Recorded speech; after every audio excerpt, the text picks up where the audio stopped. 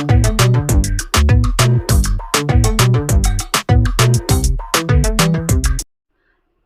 Creators, నేను మీ అస్సిని. ఈరోజు వీడియోలో మనం ఇలా పెన్ ఆర్ పెన్సిల్తో రాస్తున్నట్టుగా యానిమేట్ చేయడం ఎలా అనేది చూద్దాము. ఫాంట్ లేదంటే ఇమేజెస్ కూడా ఇలా చేయొచ్చండి. అది ఎలా అనేది క్లియర్గా ఈరోజు చూద్దాం మొబైల్లోనే. ఫస్ట్ ఆఫ్ ఆల్ దీనికోసం KineMaster యాప్ ఓపెన్ చేసుకోవాలి. తర్వాత ఇక్కడ సెర్చ్లో హ్యాండ్ రైటింగ్ పిఎన్జీ డౌన్లోడ్ అని సెర్చ్ చేయండి. ఇలా మనకి హ్యాండ్తో పెన్సిల్, పెన్ అండ్ అలా రకరకాల కలర్ పెన్స్ పట్టుకున్న ఇమేజెస్ అన్నీ కనిపిస్తాయి అన్నమాట ఇక్కడ క్లియర్గా. వీటిలో మనకి పిఎన్జీ ఇమేజ్ ఏదైనా డౌన్లోడ్ చేసుకుందాము. డౌన్లోడ్ చేసి ఓపెన్ చేసి నేను గ్యాలరీలో సేవ్ చేసుకుంటున్నాను. ఓకేనా? ఇట్లా మనం నచ్చిన ఫోటోని ఫస్ట్ మనం గ్యాలరీలోకి తీసుకోవాలి. మళ్ళీ KineMaster యాప్ 16:9 రేషియోలో ఓపెన్ చేసుకుందాం. ఓకేనా? ఇక్కడ ఇమేజ్ అసెట్ అని చెప్పేసి ఏదైనా ఒక బ్యాక్గ్రౌండ్ తీసుకుందాం. నేనైతే వైట్ బ్యాక్గ్రౌండ్ తీసుకుంటున్నాను. అలాగే ఇది పేజ్ అనేది ఎన్లార్జ్ చేసుకుందాము. ఓకేనా? టెక్స్ట్ అండ్ ఇమేజ్కి సరిపడా మనం సెట్ చేసుకోవాలన్నమాట పేజ్ అనేది. నెక్స్ట్ లేయర్ మీద క్లిక్ చేసి టెక్స్ట్ మీద క్లిక్ చేసి టెక్స్ట్ ఎంటర్ చేసుకోవాలి. మనం ఏ టెక్స్ట్ అయితే ఇద్దామనుకుంటున్నామో ఆ టెక్స్ట్ని ఎంటర్ చేసుకోవాలి. నేను అస్సిని టెక్ క్రియేషన్స్ అని చెప్పి ఇస్తున్నాను. దీంతో మనం హ్యాండ్తో రాస్తున్నట్టు ఎలా చేయొచ్చు అనేది చూద్దాము. ఓకేనా? దీనికి ఇప్పుడు వైట్ కలర్లో ఉంది కాబట్టి కనిపించట్లేదు. సో వేరే కలర్ ఏదైనా తీసుకుందాము. బ్లాక్ సెట్ చేశాను. నెక్స్ట్ వచ్చేసి ఫాంట్ కూడా మనం సెట్ చేసుకోవాలి. ఫాంట్ ఏది నచ్చితే అది పెట్టుకోవచ్చు. ఇక్కడ రోబోటో బోల్డ్ ఇటాలిక్ అని సెట్ చేస్తున్నాను. ఓకేనా? నెక్స్ట్ వచ్చేసి మనం టెక్స్ట్ కూడా పేజ్కి ఎంతవరకు రావాలో అంతవరకు ఎన్లార్జ్ చేసుకుందాము. నెక్స్ట్ ఇన్యానిమేషన్ ఏం పెట్టుకోవాలి అంటే మనం వైప్ రైట్ పెట్టుకోవాలండి. అంటే రైట్ సైడ్కి వస్తుందన్నమాట యానిమేషన్ లాగా. ఇది మనం పేజ్ లెంత్ టెక్స్ట్ లెంత్ ఎంత పెట్టుకున్నామో దాన్ని బట్టి పెంచుకుంటూ ఉండొచ్చు. ప్రజెంట్ ఇప్పుడు నేను 3లో పెట్టాను. ఓకేనా? ఇప్పుడు ప్లే చేసి చూద్దాం. ఇలా అవుతుందన్నమాట. బ్యాక్ వెళ్తుంటే స్టార్టింగ్ పొజిషన్కి వస్తుంది. ఇప్పుడు స్టార్టింగ్ పొజిషన్కి తీసుకువచ్చి మీడియా మీద క్లిక్ చేసి మనం డౌన్లోడ్ చేసుకున్న పిక్ని ఇక్కడికి ఇంపోర్ట్ చేసుకోండి. పిక్ ఇలా బ్యాక్గ్రౌండ్ కలర్తో పాటు వచ్చింది కదా, సో మనకి అలా వద్దు కాబట్టి మళ్ళీ మనం క్రోమ్లోకి వెళ్ళి, మీరు డైరెక్ట్గా పిఎన్జీ డౌన్లోడ్ పిక్ అయితే ఓన్లీ హ్యాండ్ వర్క్ వస్తుంది. బట్ మనకి ఇది బ్యాక్గ్రౌండ్ వచ్చింది కదా, బ్యాక్గ్రౌండ్ రిమూవ్ చేసుకుందాం. బ్యాక్గ్రౌండ్ రిమూవర్ అనేది ఈ ఆన్లైన్ బ్యాక్గ్రౌండ్ రిమూవర్ అనేది ఓపెన్ చేసుకోండి. దీంతో మన ఇమేజెస్ అవి కూడా చాలా నీట్గా చేసుకోవచ్చండి. చాలా బాగుంటుంది. చాలా బెస్ట్ యాప్ అనమాట. రిమూవ్ బ్యాక్గ్రౌండ్ మీద క్లిక్ చేద్దాము. క్లిక్ చేసి మనం ఏ పిక్ అయితే బ్యాక్గ్రౌండ్ రిమూవ్ చేయాలనుకుంటున్నామో ఆ పిక్ని ఇక్కడ అప్లోడ్ చేయడమే అండి. అప్లోడ్ మీద క్లిక్ చేసి మనం కావాల్సిన పిక్ని సెలెక్ట్ చేసుకొని ఇట్లా మనకి డౌన్లోడ్ ఆప్షన్స్ కనిపిస్తాయి. డౌన్లోడ్ చేసుకోండి. డౌన్లోడ్ చేసి మనం ఓపెన్ చేసుకుందాం. ఇప్పుడు చెక్ చేద్దాం ఒకసారి. ఫొటోస్లో ఇలా బ్యాక్గ్రౌండ్ ఏం లేకుండా ఫోటో రావాలన్నమాట. నెక్స్ట్ మళ్ళీ KineMaster యాప్ ఓపెన్ చేసి లేయర్ మీద క్లిక్ చేసి మీడియా మీద క్లిక్ చేసి నెక్స్ట్ డౌన్లోడ్లో మనం తీసుకున్న పిక్ని ఇక్కడికి ఇంపోర్ట్ చేసుకోవాలి. పిక్ వచ్చేసింది కదండి. ఇప్పుడు ఈ పిక్ని మనకు కావాల్సిన సైజు అండ్ ఎలా కావాలంటే అలా రొటేట్ చేసుకోవచ్చు అనమాట. ఈ సైజులో పెట్టి కరెక్ట్గా స్టార్టింగ్ పాయింట్ దగ్గర పెట్టి ఉంచాలి. నెక్స్ట్ హ్యాండ్ని కూడా ఎంతవరకు కావాలో అంతవరకు ఎన్లార్జ్ చేసుకొని పెట్టుకోవాలి. నెక్స్ట్ స్టార్టింగ్ పొజిషన్కి హ్యాండ్ని తీసుకువచ్చి కరెక్ట్గా స్టార్టింగ్ లెటర్ మీద ప్లేస్ చేసి సైడ్ కీ బటన్ కనిపిస్తుంది కదా, దాని మీద క్లిక్ చేయండి. క్లిక్ చేస్తే ఇక్కడ యానిమేషన్ దగ్గర మనకి plus symbol and play symbol కనిపిస్తున్నాయి కదండి రైట్ సైడ్. ఇవి ఈ పొజిషన్లో ఉండాలన్నమాట. ఇలా ఉన్నప్పుడు మాత్రమే ఇది వర్క్ అవుతుంది. ఇప్పుడు మనం హ్యాండ్ని స్టార్టింగ్ నుంచి ఎండింగ్ వరకు మూవ్ చేసుకుంటూ రావాలి స్లోగా. ఇప్పుడు మళ్ళీ కర్సర్ని స్టార్టింగ్ పొజిషన్కి తీసుకెళ్ళండి. తీసుకువెళ్ళి ప్లే బటన్ మీద క్లిక్ చేయండి. ఇప్పుడు ప్లే అవుతుంది చూడండి. ఇలా రాస్తున్నట్టుగా ప్లే అవుతుందన్నమాట.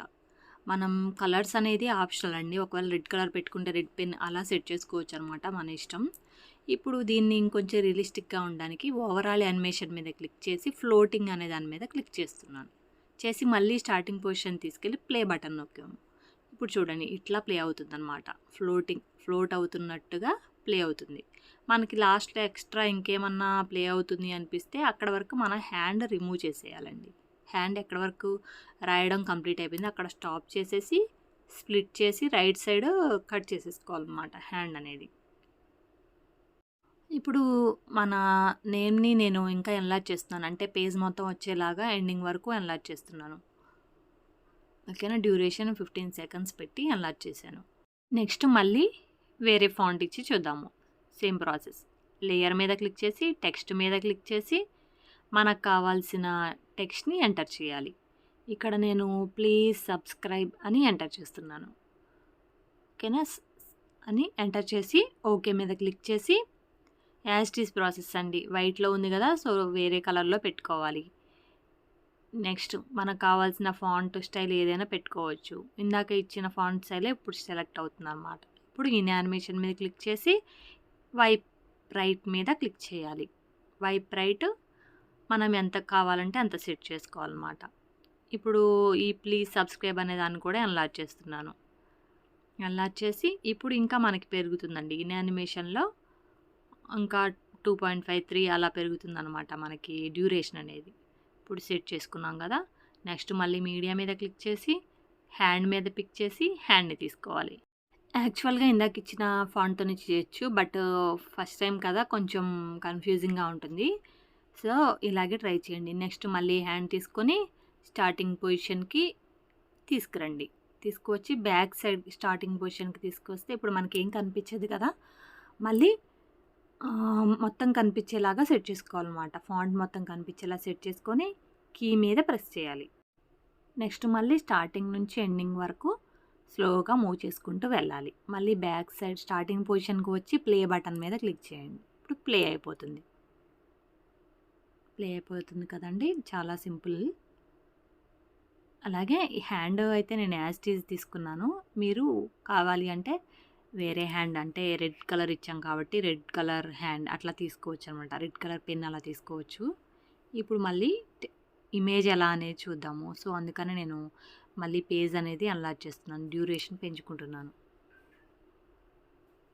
ఓకేనా. నెక్స్ట్ ఇప్పుడు టెక్స్ట్ మీద క్లిక్ చేసి లేయర్ మీద క్లిక్ చేసి మీడియా మీద క్లిక్ చేసి ఏదైనా ఒక పిక్ నేను ఇంపోర్ట్ చేసుకుంటున్నాను.